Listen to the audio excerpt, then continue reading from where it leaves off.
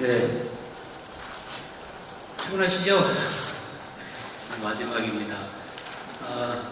저는 이제 앞에서도 뭐 간간히 얘기가 나오긴 했는데 공간 정보, 위치 이런 얘기를 좀 해보도록 하겠습니다. 그래서 왜 공간 정보인가, 지역 발전 3.0이라는 또 제목을 제가 했는데 개념하고 데이터 환경에 대해서는 많은 분들이 말씀을 해주시겠는데 공간정보 측면에서 한 번 더 말씀을 드릴까 하고요. 그다음 분석 사례들 그리고 제언으로 말씀드리겠습니다. 많은 문제들이 있습니다. 다 아시는 문제들이고요. 근데 사실은 오늘의 주제는 좀 맨 밑에 있는 불균형 발전인 것 같긴 합니다. 그래서 제가 지역균형 발전 상태를 한번 데이터로 보았습니다. 이게 레디스를 가지고 이제 봤고요. 보시면 이제 불균형이 일어나고 있구나. 근데 이제 통계도 아까 이제 말씀을 해주시긴 했는데 이게 상당히 애그리게이트가 많이 돼 있어서 조심을 해야 될 것 같긴 합니다. 어쨌든 보시면 이쪽이 아무래도 높긴 한데 또 1인당으로 보면 또 울산 지역이 많이 높아요. 통계에 사실 이게 우리가 조심해야 되는 부분이 이런 것 같습니다. 제가 지역에 대해서 엊그저께 이 자료 만들 때 제가 분석을 해본 건데 이건 요 사이트 가시면요 한 달치를 이렇게 분석을 해줘요. 무료고요. 상당히 부정적인 의견들이 많습니다. 물론 이제 데이터의 정확성에 대해서는 좀 다른 얘기긴 한데 그래서 이런 것들이 좀 시사하는 점이 좀 있는 것 같아요. 그래서 이제 제가 오늘 말씀드릴 얘기는 이제 공간정보인데 왜 공간정보라 좀 말씀을 드려야 될 것 같습니다. 이것은 이제 제가 연구를 하면서 구별로의 그 전세가를 제가 통계로 이제 만든 겁니다. 평당 얼마가 나오는지. 근데 이렇게 보면 사실 이해하기가 쉽지가 않거든요. 그래서 이걸 이제 공간 자료하고 이렇게 융합을 하면 이렇게 지도가 돼요. 시공구로 할 수도 있고 읍면동으로 할 수도 있고 필지별로도 할 수가 있습니다. 그러면 어느 지역이 뭐가 높구나, 전세가가 높구나 사실 눈으로 확 들어거든요. 이런 게 이제 사실 어떻게 보면 빅데이터라고 치면 이런 패턴을 이제 사실은 찾는 거죠. 그런 게 이제 공간 정보의 어떤 역할, 힘이 있지 않을까 싶습니다. 그래서 쉬운 이해가 쉽고 소통도 원활하고 정밀한 분석, 그다음에 그러다 보면 이제 맞춤형 정책이 이제 가능한 게 공간 정보인 것 같습니다. 그래서 제가 최근에 이렇게 여기 아시아 경제에다가 이제 기고한 글인데요. 내용은 알파고 얘기도 나왔고 했는데 그 많은 것들은 사실은 공간 정보랑 융합이 돼서 만들어진 것들이거든요. 포켓몬도 사실 알파고가 아니라 이제 포켓몬 얘기인데 그 포켓몬이 가능한 게 이제 AR이라는 증강현실 때문에 그렇습니다. 그 증강현실이 가능하려면 지도 데이터가 있어야 되고요. 구글이 계속 지도 내놓으려고 하는 이유도 사실 여러 가지가 있습니다. 어쨌든 근데 키워드는 이겁니다. 융복합을 해야 가치가 높아지고요. 그런 융복합을 위한 어떤 기반 데이터가 융합류 역할을 하는 게 공간 정보입니다. 이건 뒤쪽에서 제가 많이 말씀을 드리겠습니다. 제가 이제 지역 발전 3.0이라는 타이틀을 내세웠는데 그것은 사실 앞에서도 나왔습니다. 이게 웹의 발전, 인터넷의 발전하고 관련이 많아요. 지역 정보 3.0이라는 용어가 그냥 나온 건 아니고요. 이런 기술 발전 때문에 이제 나왔다고 이제 이해를 하실 수도 있을 것 같아요. 그래서 이 양반이 이제 웹을 만들긴 했지만 최근에는 이제 그 인터랙션이 가능해졌죠. 맨 처음에 HTML로 그림, 동영상 이런 거 일방적으로 제공하다가 지금은 이렇게 피드백도 하고 이제 인터랙티브 해줬는데 이런 거를 이제 보고서 이 팀 오라일이라는 사람이 정부 2.0을 이제 얘기를 합니다. 정부가 국민하고 소통을 해야 된다라는 게 이제 얘기를 했고요. 저희는 이제 사실 정부 1.0, 2.0, 3.0을 사실 별로 안 거치고 3.0으로 이제 바로 떴습니다. 이게 그 부분이 바로 이제 이쪽 이쪽에 해당하는 것 같아요. 여기는 이제 사실 시멘틱 웹이라고 되어 있는데 데이터들이 개방이 되고 많이 널려 있는데 다 찾아내기도 힘들고 다 찾으러 다녀야 되고 그것을 이제 의미를 기반으로 컴퓨터에 너희들이 나한테 제공해 달라 뭐 이런 이제 기술입니다. 점점 이제 구글링 하다 보면 관련된 것들이 오른쪽에 많이 뜨죠. 이제 그런 기술들이 지금 많이 발전하고 있고요. 그런 기술들을 활용해서 맞춤형 서비스를 하자가 이제 사실 정부 3.0입니다. 그래서 데이터랑은 뭐 당연히 이제 관련이 될 수밖에 없고 제가 정부 3.0을 나름 이제 이건 뭐 저의 생각인데요. 그래서 과거에는 사실은 이제 집 성장기가 있었고 지금은 저희가 이제 개별적으로 이제 발전하는 단계 같아요. 그래서 뭐 이런 이제 흐름에 따라서 지금은 이제 협업을 하고 창의적인 어떤 지역 발전 아이템들을 발굴하고 뭐 주민 체감형의 정책들을 하고 이런 것들이 이제 지역 발전 3.0이 아닌가 싶습니다. 또 뭐 3차원적 지역 발전 정책도 3자가 있어서 지역 발전 3.0이라고 얘기를 해봤고요. 그래서 이런 지역 발전을 하는 데 있어서 사실은 데이터가 중요합니다. 데이터가 잘 되어 있으면 그 지역에 대한 분석들을 사실은 많이 할 수가 있고 그거 가지고 이제 다양한 이제 아이템들도 발굴이 가능한 것 같습니다. 그래서 그 데이터들에 대해서 이제 말씀을 드리려고 하는데요.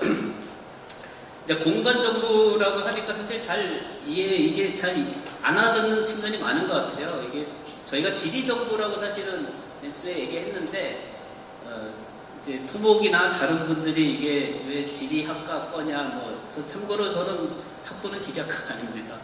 그래서 이제 조금 중성적인 용어를 썼어요. 그래서 공간 정보라고 이제 법도 이름을 바꿨고요.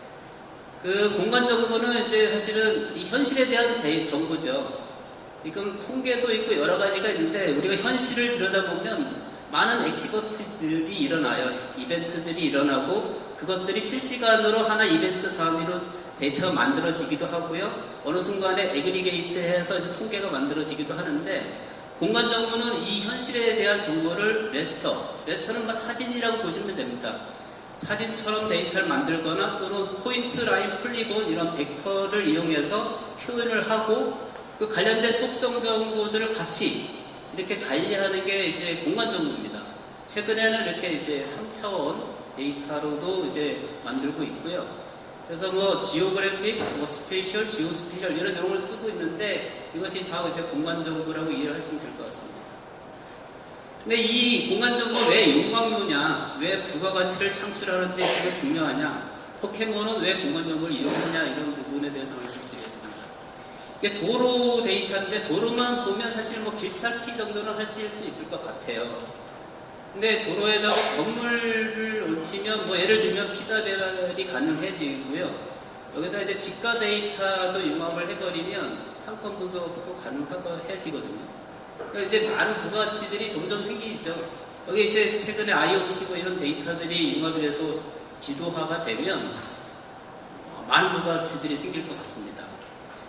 그리고 이제 저희 쪽에서 늘 하는 얘기가 있습니다. 세상 모든 정보의 80%는 위치와 관련이 있다고 합니다. 이거를 이제 학자들이 분석을 했더니만 그렇다고 이제 학술적으로도 증명이 됐고요. 그래서 많은 정보들은 위치를 갖고 있기 때문에 공간 정보와 융합이 되고 그러면 새로운 부가가치가 지금 보지 못한 새로운 부가가치가 이제 만들어질 것 같습니다.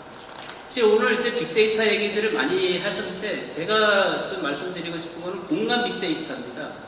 그래서 제가 이제 공간 정보에 대해서 말씀을 드렸습니다. 벡터, 레스터. 그리고 이제 빅데이터가 이제 많죠. 뭐 SNS, 유동인구, 신용카드 정보 여러 가지 많고요. 근데 민간에도 많고 공공에도 많습니다. 공공에도 보시면 뭐 여러분들 토지 사고 팔 때 개발하실 때 이제 토지 이용 계획 확인서 열람하고 발급받고 이런 로고 데이터들이 또 쌓이거든요. 뭐 토지 거래하시면 거래 정보도 다 실시간으로 쌓이고 교통량 여러 가지 데이터들이 있는데 그리고 이런 웹사이트에서 여러분이 클릭하시면 그게 다 클릭스트림 데이터라는 걸로 다 기록이 됩니다. 로고 데이터도 기록이 되고 그런 것들이 상당 부분은 위치 정보를 갖고 있기 때문에 이런 지오 파싱이나 조이닝, 지오 코딩 이런 기법을 이용해서 이런 자료랑 융합이 가능해요. 그렇게 되면 이제 뭐가 되냐면 기존의 지도 정보와 이제 새로 만들어진 지도 정보가 생기죠. 이게 이제 저희가 얘기하는 이제 공간 빅데이터입니다. 그래서 이 공간 빅데이터가 왜 중요하냐면 사실 기존에 저희가 갖고 있던 공간 정보는 이렇게 우리의 환경, 물리적인 환경, 제도적인 환경에 대한 정보였는데 지금의 빅데이터들은 행동, 어디서 무슨 생각을 하고 무슨 계획을 하고 생각을 하고 이런 것들도 같이 알 수가 있어요. 그러다 보니까 이런 것들을 이제 아까 그 어떤 지역 정책 과정에서 이제 다양하게 활용할 수도 있습니다. 특히 이제 이 얘기는 뭐냐면 이런 환경에서 사람들이, 국민들이 어떻게 인터랙션 하는지를 알 수가 있기 때문에 자세하게 알 수도 있고 맞춤형 처방도 가능해진다는 얘기입니다. 그래서 지금 데이터들이 뭐 인공위성도 돌아가면서 데이터 쏟고 뭐 저희 이제 그 함측하는 비행기들, 드론, 여러분 스마트폰 여러 이제 그 데이터들을 생산하는 것들이 있고 그리고 이제 뭐 최근에 IoT에서 온갖 센서들이 데이터들을 이제 막 만들어내고 있거든요. 그런 데이터들을 잘 들여다보면 이런 이제 뭐 기본 공간 정보, 주제도 이런 공간 빅데이터 다양한 것들이 있는데 뭐 다 공간 정보라 얘기하실 수가 있을 것 같고 이것들을 이제 잘 들여다보면 사람들이 어떻게 움직이는지 어디서 무엇을 하는지 이런 것들을 이제 정밀하게 분석이 가능하다는 것입니다.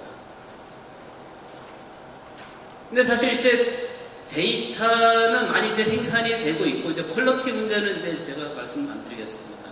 근데 이제 분석하는 부분들이 문제입니다. 그래서 뭐를 분석할 거냐, 뭘 보고 싶으냐, 우리 알고 싶은 게 뭐냐는 거죠. 이게 뭐 가설이 됐건, 무슨 단순한 의문이 됐건. 이제 그 부분인데, 그거를 이제 사실은 지금은 많이 시각화들을 많이 하시죠. 여러 방법으로 시각화를 하고. 근데 제가 오늘 사실 많이 말씀드릴 부분은 시공간 패턴 분석입니다.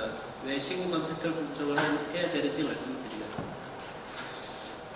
그래서 이것도 뭐 일종의 지역 통계 중에 하나입니다. 그래서 이건 도시화율인데 시계열로 저희가 이렇게 지도를 만들어 봤는데요. 이걸 보시면 전국이 어떻게 보면 잘 발전을 해왔다라고도 보실 수가 있습니다. 근데 이게 시각은요 사람마다 다 달라요. 자기 경험과 지식에 따라서 이게 자기 나름대로의 패턴을 만들어 버리거든요. 그래서 이걸 정확히 보려면 이 안에 들어있는 숫자들을 봐야 됩니다. 또 다른 문제는 뭐가 있냐면 여기 이제 인구 데이터와 실업률이 있는데 이거를 이렇게 묶으면 숫자가 이렇게 되고 또 다르게 묶으면 다르게 돼요. 패턴이 달라집니다. 이게 이제 저희가 이제 마운 문제라고 하거든요. 유닛을 공간 단위를 어떻게 묶느냐에 따라서 데이터 값이 막 달라지거든요. 뭐 게리 벤저링 같은 얘기가 이건데 여기에 사실 제가 말씀 못 드리는 이제 스케일 문제도 있긴 하는데 이런 문제들이 있기 때문에 사실은 이 공간 정보를 시각화하는 것들을 좀 조심해야 된다. 또 데이터를 애그리게이션 할 때 조심해야 된다는 얘기고요. 또 다른 얘기는 이제 시각화를 많이 하셨는데 이게 같은 데이터입니다. 같은 데이터인데도 어떤 방식으로 시각화냐에 따라서 이 패턴, 그림이 확 달라져요. 내추럴 브레이크스, 이거 이퀄 인터벌이고 내추럴 브레이크스 퀀타일인데 이제 GIS를 좀 하시는 분들은 이제 어느 순간에 이런 시각화를 하게 되면 선택을 해야 되는 게 있는데 바로 이겁니다. 이거에 따라 이제 그림이 달라지기 때문에 이제 조심해야 된다는 거고 그래서 이제 이런 거에 대한 이제 전문 지식이 조금은 필요합니다. 혹시 이 그림 기억하고 계신 분 계시나요? 뭐 방송에도 많이 나오고 했는데 이거를 이제 한 20, 30년 전에 영국의 그 소울하는 도시에서 갑자기 사람이 막 죽기 시작했어요. 한 몇 주 만에 한 500여 명이 죽었는데 그때 이제 어떤 분이 이분입니다. 이분이 의사인데요, 순간은 의사인데 이분이 이제 지도를 만들었습니다. 그 죽어가는 사람들의 위치에 이게 이제 바 하나하나가 죽은 사람들이고요. 이 위치에서 많은 사람들이 죽었다는 것이죠. 이 지역에서 보면 여기에 많죠. 죽은 분들이 사람들이 여기 많은데 왜 여기에 많이 죽었을까를 의문을 갖고 나중에 이 펌프가 원인이다라는 이제 의심을 하게 됩니다. 그래서 나중에는 이제 폐쇄를 시켜서 더 이상의 이제 사람이 죽는 건 방지를 했는데 이게 뭐였냐면 콜레라예요.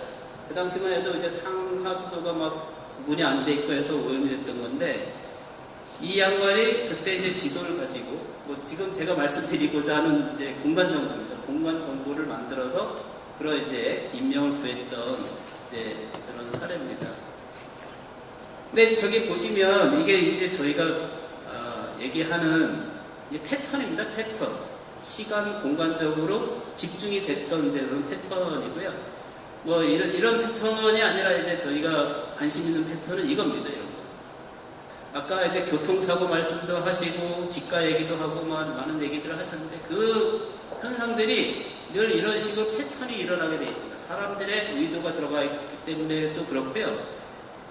토블러라는 양반이 이제 이런 얘기를 했거든요. 모든 것들은 다 관련이 있고 특히 가까이 있는 것들은 더 관련이 있죠. 지금 보면 뭐 소득 뭐 이런 것들이 보면 아파트 여러 가지가 다 이제 이런 현상들이 벌어지고 있습니다. 그래서 이런 패턴들을 찾아내면 정책을 효율적으로 할 수가 있는 거죠. 이런 패턴들을 찾아내면. 그래서 저런 패턴을 찾아내는 방법들이 많아요. 이건 이제 모렌지 아이라는 지수인데 여기 보시면 뭐 밑에는 분산이고 위에는 평균 값에서 관찰 값을 빼고 어쩌고 해서 하는 건데 이런 것들을 보면 예를 들어서 인컴이 높은 사람들끼리만 살면 지수가 높고 섞여 있으면 0에 가깝고 이런 이제 특정한 값들을 뽑아낼 수가 있거든요. 이걸 가지고 이제 그런 패턴을 찾아낼 수가 있습니다. 그런 패턴을 찾아내는 것들이 시간, 공간적으로 많이 있어요. 많이 이제 발달을 했고 저희가 이걸 이제 공간 통계라고 부르고 있습니다. 그래서 이거는 제가 몇 년 전에 이제 그 비축할 토지를 어떻게 빨리 찾아내서 비축할 것이냐 그런 연구를 하면서 만들었던 건데요. 이제 전국적으로 봤을 때 어느 지역에 대한 토지 수요가 많겠다라는 것을 이제 사실은 알고 싶은 거죠. 근데 그런 것들은 사실은 이거는 나타난 현상의 결과고 사실은 지역에서 사람들이 수요자가 있는 거죠. 이제 그런 것들을 이제 찾아내는 기법을 이제 제시를 했던 그런 내용입니다. 그래서 지금부터는 그런 분석 사례에 대해서 몇 가지 말씀을 드리겠습니다. 국토 차원, 지역 차원 이렇게 중심으로 해서 아까 이제 도시화율 말씀을 드렸는데 사실은 이걸 이제 모렌지 아이라는 아까 그 제가 보여드렸던 걸 해봤더니만 지수가 이렇게 바뀌더라고요. 이 얘기는 뭐냐면 사실은 이제 지역 균형 발전이기보다는 도시와 농촌 간의 그 양극화가 심화 중이라는 걸 알 수가 있고요. 그 다음에 LQ라는 것은 많이들 이제 쓰실 것 같은데 지역 특화, 산업 특화 분석을 할 때, 근데 저희는 이제 그 스페셜 LQ라는 것을 개발을 해서 지역 옆에 지역의 어떤 산업까지도 고려를 해서 어떤 산업이 특화되어 있는지 분석한 겁니다. 이것은 이제 자동차 부품 산업을 이제 분석했던 사례고요. 뭐 이런 것들을 보면 어떤 인프라 계획이라든가 어떤 산업 벨트라든가 이런 것들을 이제 정책을 할 때 쓸 수 있을 것 같습니다. 그리고 이거는 약간은 좀 다른 오래된 사례이기도 하면서 다른 사례인데 제주도의 사례입니다. 한 20여 년 전에 뭐 중산간 지역에 대한 토지 수요가 많이 높아졌어요. 왜냐면 해안 지역은 땅값도 높고 뭐 개발도 많이 됐고 반면에 중산간 지역은 이제 개발할 땅도 많고 땅값도 싸고 뭐 도시와 접근성도 좋고 경관도 좋으니까요. 그래서 막 개발하고 싶은데 중산간 지역이 이제 지하 선형 지역이에요. 비가 오면 지하수로 바로 물이 들어가고 그걸 먹어야 되는 거죠. 그래서 그 지역이 오염이 되면 잘못 개발하면 이제 문제가 생겨서 그거 다 개발할 땅, 보존해야 될 땅을 가르자 해서 그때 이제 프로젝트를 한 2년 반 동안 이제 했었고요. 그때 이제 만들었던 게 지하수 보존 등급, 생태계 보존 등급, 경관 보존 등급 이 세 가지 등급입니다. 그 중에 하나가 이제 지하수 보존 등급인데 여기 보시면 토양도 여러 토양 분석 자료, 지형도, 수성 다양한 자료들을 분석을 해서 이제 이런 거를 만들었죠. 그래서 1등급은 절대 개발 못하고 2등급은 조금 뭐 이렇게 이런 식으로 이제 했고 했고, 이 결과는 지금도 제주도에서 활용을 하고 있습니다. 제주도 개발 특별법에 의해서 만드는 거고요. 토지 개발을 하시려면 항상 이걸 통과를 하셔야 합니다. 이따 이제 다른 사례들인데, 뭐 최근에 연초에 이제 제주도 신공항 이렇게 보도 많이 됐었죠. 이거 한 몇 년 전에 사실 연구를 했었고요. 그때 이제 이런 토지 이용 규제 지역, 그럼 어차피 개발 못하니까 빼야 되고, 자연환경 측면에서 보존해야 되는지 빼면 이제 개발할 땅이 나오거든요. 그 중에 이제 공항을 짓는데 필요한 면적이 있으니까 그 이제 6군데 후보지를 저희가 제시를 했었고, 그 중에 이제 이쪽 지역에서 이제 최종 후보지를 이제 선정한 사례입니다. 평창 동계올림픽 특구를 할 때도 저희가 이제 공간적으로 활용을 했습니다. 그래서 뭐 결과적으로 이런 식으로 이제 그 특구를 지정을 했어요. 이 특구 안에 땅이 포함이 되면 땅값이 올라가게 되다 보니까 이제 많은 분들이 막 와서 땅 포함시켜달라고 해요. 심지어는 옆에 이쪽에 있는 절에 계신 분도 오셔갖고. 근데 이제 과거가 평창 설명하기 어려운데 저희가 이런 이제 조건도 있고 하다 보니까 공간정보를 이렇게 보여드리면 그냥 포기하고 이제 가십니다. 이거 이제 제주도에서 몇 년 전에 저희가 경건 시비를 지어놓은 사례인데, 중국 관광객들이 많다 보니까 이제 리조트를 지으려고 했어요. 중산간 지역에. 그래서 이제 개발업체가 이렇게 그림을 만들면, 조감들을 만들어 오면 시민위원들이 그걸 보고, 아, 괜찮다, 개발하세요, 이렇게 이제 평가를 하는 건데요. 여기 보시면 뭐 친환경적 개발처럼 보이지 않습니까? 이쁩니다. 근데 저희가 이제 분석을 해보니까, 스카이라인 분석해보니까 이 개발 매스가 이 오름을 거의 많이 이렇게 압도를 하죠. 여기 보시면. 여러 가지 분석을 해봤는데, 결과적으로 이 그림하고는 많이 다르죠. 그래서 이렇게 한 분들이 이제 이런 식으로 만들어 오거든요. 그래서 이런 것들을 좀 과학적으로, 객관적으로 하려면 이제 좀 더 정확한 모형 시뮬레이션을 해야 되는데, 저희가 이거 하고 나서 그다음부터는 저를 안 부르더라고요. 제주도에서. 어떻게 하고 계신지 잘 모르겠어요. 이 사례는 뭐냐면, 아까 이제 어느 지역에 수요자가 있고 우리가 공공에 공급해야 되는 서비스가 있는지를 이제 분석한 겁니다. 이제 공원에 대한 이제 공급 분석 얘기인데요. 이제 수요자는 뭐냐면 사람입니다. 사람. 이 데이터는 어떻게 만들었냐면, 지자체 주민 자료가 있잖아요. 그 주민 자료하고 지적도 하고 이렇게 융합을 할 수가 있습니다. 다 주소가 있으니까. 그러면 이제 사람이 어떤 연령대가 어디 많이 사는지 이렇게 표시를 할 수가 있고요. 오른쪽은 이제 공원입니다. 공원. 그러니까 큰 공원은 서비스 반경이 넓고, 작은 공원은 짧겠죠. 그런 이제 중력 모형을 이용해서 이렇게 공급 현황을 분석을 해보면, 수요와 공급을 빼면 이 지역에 있는 사람들은 공원 서비스를 제대로 못 받고 있는 거예요. 그래서 이 지역에 그러면 공원을 이제 추가 배치를 해야 되는 거죠.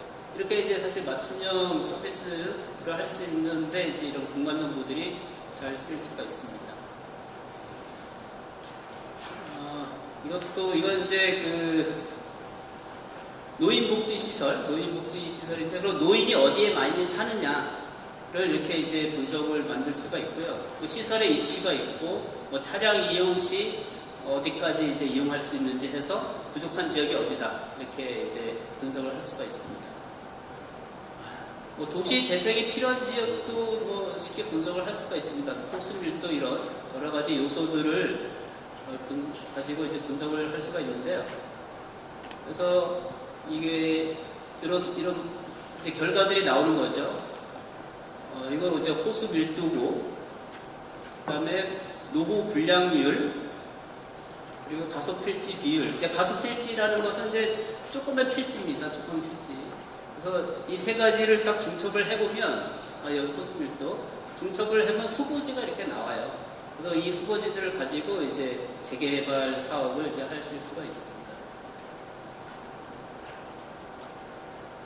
같은 내용이고요. 뭐 사실 이제 지자체에서 많은 분들이 이제 뭐 결국은 이제 이거 뽑아내거든요. 토지 조성. 뭐 이제 GIS 공간 정보 이용하면 뭐 클릭 한 번 하면 이제 나오는 건데. 제가 이제 이 공간 정보 빅데이터를 공간 빅데이터를 이용해서 한번 예측이라는 걸 좀 한번 해봤어요. 이제 제가 해보고 싶었던 것은 어느 지역에 토지가 바뀔까를 이제 해봤습니다. 그래서 이제 아까 말씀드린 시공간 패턴, 갑자기 어느 지역에 뭐가 많아질 때, 그러면 그것은 이거다라는 이제 가설을 제가 세운 거고요. 그래서 이것은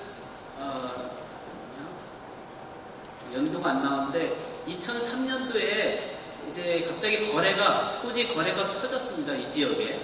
이제 이렇게 표시가 된 것들이 토지 거래가 갑자기 많아진, 시간 공간적으로 많아진 지역을 의미하고요.